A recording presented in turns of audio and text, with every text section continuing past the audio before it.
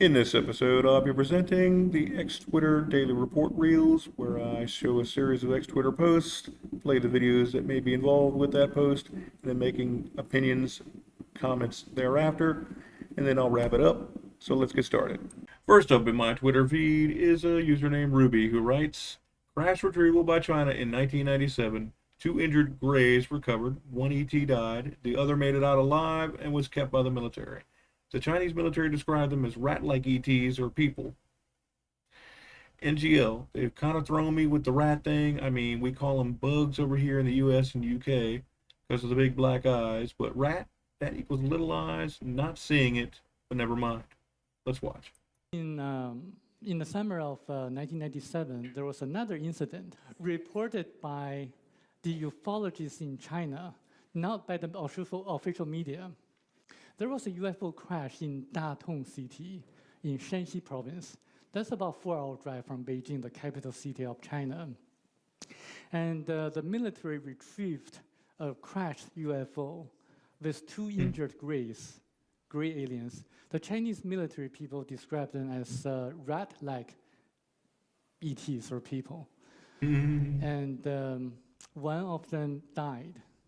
And the other was taken by the military along with the corpse of the dead ET and the crashed UFO, and nothing was hurt by the government or from the military anymore. Because it's all in the name of national security, and it's all classified, my man. The way it's meant to be according to them. Okay, on to the next one. Next up in my Twitter feed is a username John F. Kennedy Jr. Q, a commentary account, who writes, "Hidden civilization beyond the ice wall of Antarctica. What are they hiding?" Let's watch. Wait, so the world is way bigger than we think? Exactly. In outer space, that whole idea was made to trap our minds, keep us inside an invisible prison. No How kidding. would that even work? Millennia ago, Richard Constantine, part of the ruling Primordium families from lands beyond the ice wall, Really? discovered the continents we now call Earth. 7 massive lands, untouched, empty. But he didn't see them as places to explore. He saw the perfect containment zone, a world to populate, control, dominate for generations. Containment zones? Motherfuckers Like trying to mind contain Exactly. the whole of humanity. Richard invented the cosmic Scumbag. paradox, a psychological and geometric trick so massive it warped reality. He convinced everyone the ice wall wasn't a wall, just the bottom of a sphere, and the sky above was everything. So the universe we see is engineered? Not fake, just designed. Using celestial engineering, the Primordium families made us believe in an infinite universe. Really? An infinite universe, huh? Outer space or out there that's engineered, really. It's interesting. Mr. Dickhead Constantine, thanks a lot, dude. On to the next one. Next in the feed, we have a username Pranjal Sani, who writes, "Japanese and Indian scientists discovered the aliens, but then Chinese found out and they cooked and ate them, resulting in a big attack on Earth that destroyed humanity." Let's watch.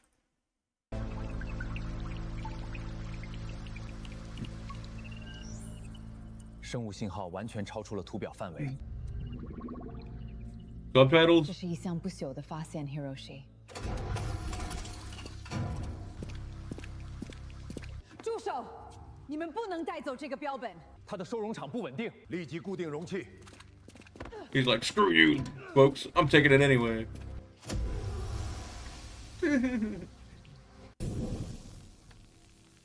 That's arrogant, punk, prick.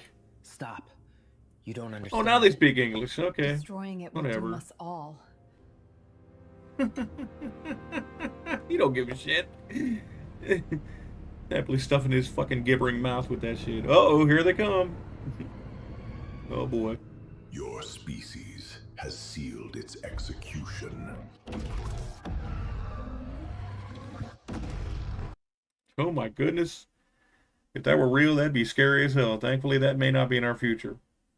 Shit. On to the next one. Okay. Next up in my feed, we have a username, Ancient Origins, that writes, "Hidden beneath thick vegetation besides apartment buildings in Chongqing stood a massive headless statue. Once revealed, its identity became even stranger. The Buddha that may not be Buddha at all." Really? Let's watch this. Imagine renovating downstairs and finding a giant headless statue. That actually happened beneath these apartments in China. Behind thick plants sat this 30-foot stone giant. Some locals even remembered when he had a head. Everyone called him Buddha, except He's missing a he head. probably wasn't. And nobody knows exactly who carved this giant. I'll stop. An old temple disappeared. Somehow the statue stayed. Then they built apartments practically right around him. Oh, really? How nice of them. The headless Buddha statue serves as the baseline.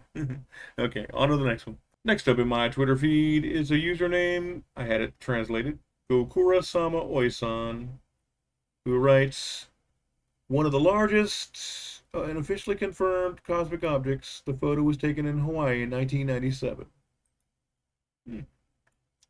Let's watch. Oop. Gotta mute that. Could be copyrighted music. I'm only gonna play a little bit of this, not the whole 2 minutes 36 seconds. Probably be better off. Just for time saving, file saving measure. Yeah, that looks like a big ass UFO. Like sport model disc shaped saucer. That's what it looks like. I'll give it that. It's a big one. It's a big one. Look at that. It's pretty cool. Yep, indeed. It's pretty big. And looks like it's trailing way. Goodbye, UFO. And it's saying it's goodbye. It's waving off. It's going. Alright. That's good enough. Okay, but anyway, you get the idea. This is not going to be over. I'm sure there'll be other UFO sightings like that are that large. On to the next one. Next in my feed is a username World News X, who writes, the day the flying saucer was born, Kenneth Arnold, 1947 UFO sighting changed the world forever. Let's watch. Flying saucer did not exist before June of 1947, and then a pilot named Kenneth Arnold took off from Chehalis, Washington, and everything changed. Arnold was an experienced pilot flying his small plane over the Cascade Mountains on a clear afternoon, searching for a downed military transport that had gone missing in the area. Then he saw them. 9 objects flying in a tight diagonal chain, moving at a speed he estimated to be around 1,700 miles per hour. They were flat and crescent-shaped, you can tell that and the way they moved fast. reminded him of a saucer skipping across water. When he described them to reporters after landing, a journalist coined the phrase that would stick forever. Arnold filed a report with the military, gave interviews, and stuck to his account for the rest of his life. Here we've seen something, I've seen something, hundreds of pilots have seen something in the skies. We have dutifully reported these things. And we have to have 15 million witnesses before anybody's going to look into the problem seriously. The Air Force investigated through Project Blue Book and never produced a satisfying explanation. What made his sighting so significant was that it came from someone who knew the sky and had absolutely no reason to invent a story. This is more fantastic than flying saucers or people from Venus or anything as far as I'm concerned. Flying saucer. Yep, I overshot it a little bit. That's okay. Anyway, yeah, that was pretty convincing little story coming from Kenneth Arnold. And, yeah, I'd say so. Well, let's get on to the next one.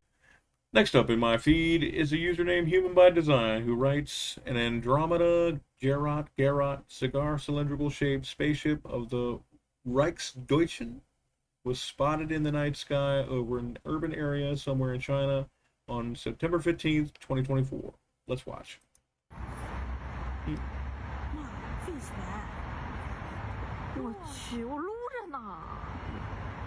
They don't even know what to think of it. They're mind blown. And looks like it's fading away. Yeah, indeed. Yeah, I didn't know what the hell they were saying, but I'm sure they were pretty overwhelmed and mind blown. All right, let's go on to the next one.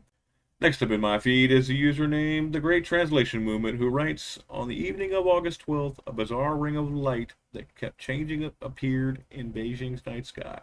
In Chinese folklore, the 7th lunar month is commonly known as Ghost Month, and August 13, the first day of the 7th month, is precisely the day when the gates of the underworld open. The appearance of this fantastical sight in Beijing's night sky truly sparks a lot of associations. Let's watch. Well, at first glance, looks like some searchlights bouncing off and being diffused by clouds. Then again, it could be spherical swarm of UFOs flying around like little birds. I don't know. But the viewer is the ultimate judge. And there it is, folks.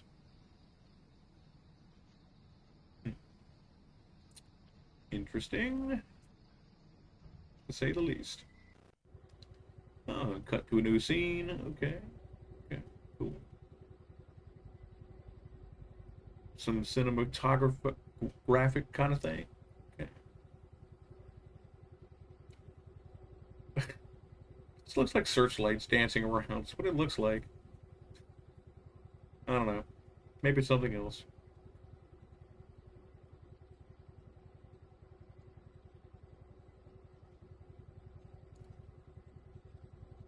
Okay, I've seen enough. But anyway, you folks get the idea. It's probably searchlights dancing around and being diffused by the clouds, but it could be orb-like UFOs.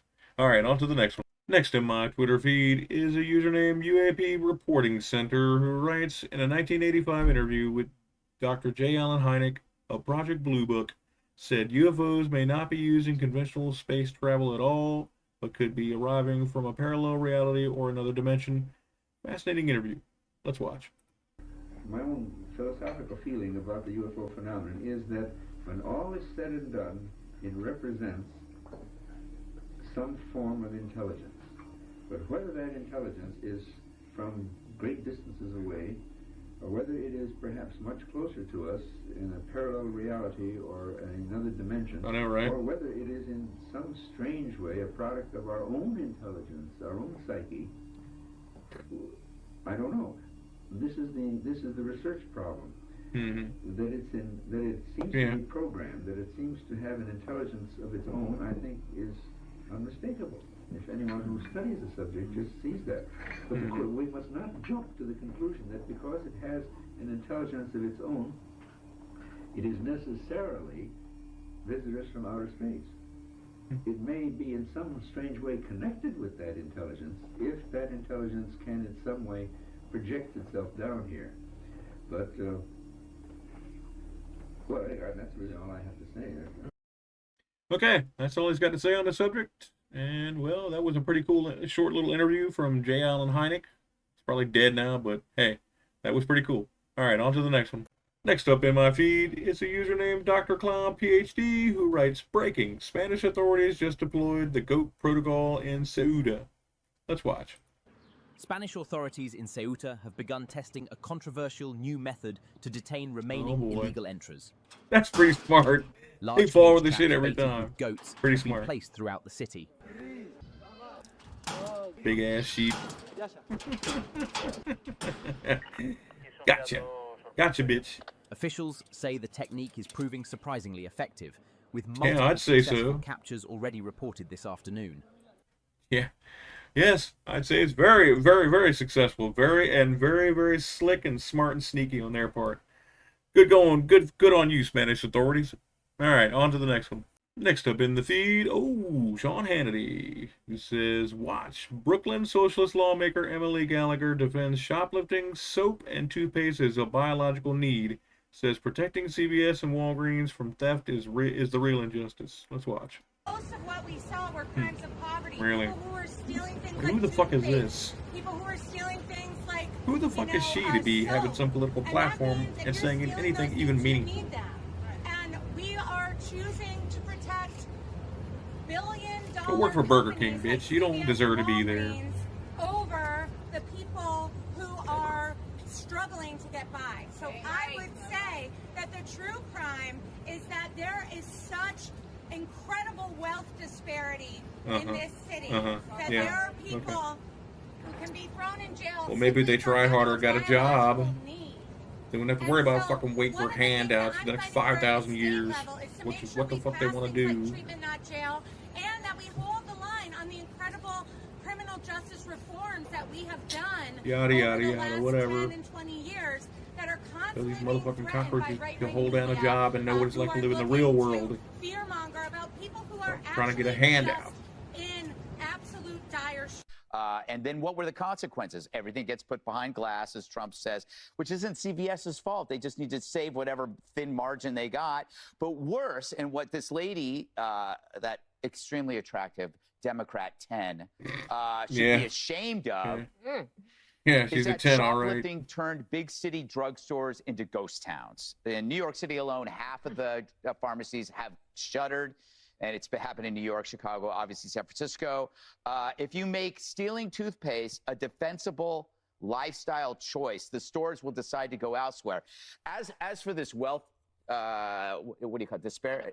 Inequality, which is ridiculous. Tying crime to poverty. More welfare does not equal less crime. We have decades of proof on that. Transferring wealth to the poor doesn't prevent murder, assault, or robbery, which are crimes of impulse, culture, and ego, not because you don't have cheese or beer. You can give a guy a bag of groceries, he's still going to shoot the other guy over a pair of shoes. Yeah. That's a fact, and that kind of fucking thing needs to be dealt with in some way that's going to make these people understand they can't just be accepting handouts for the next fucking 20 generations. Hold down a job, you bunch of lazy-ass slobs. Damn. On to the next one. And finally, on this stack, we have a user named EnigmasX who writes, NASA is lying to our faces while a Leviathan devours our sun. They spit their disgusting cans and scientific jargon at us to hide that the darkest myths of the past were totally real. Space probes recorded a superorganism bigger than Earth plunging its tentacles straight into the sun to drain its energy. The mediocre white coat bureaucrats are sweating blood trying to convince you that this is just a simple natural phenomenon. Let's watch. If that's an organism, hell yeah, dude, that shit is like tens of times the size of Earth, and hopefully it won't come here. If it does, we are all doomed. That thing will suck the energy right out of this planet and all the life force out of us. Hell yeah, dude. We're done if that thing comes here. We are done. Yep. That about. And that thing right there, look at that thing. Scary as hell. I hope that shit don't come here. Alright. That'll be it for that. And alright, folks. It was quite a series of different clips and posts in X Twitter. And I'll tell you what, that'll about do it for me today. See you in the next one. And remember, like, subscribe, share, and comment.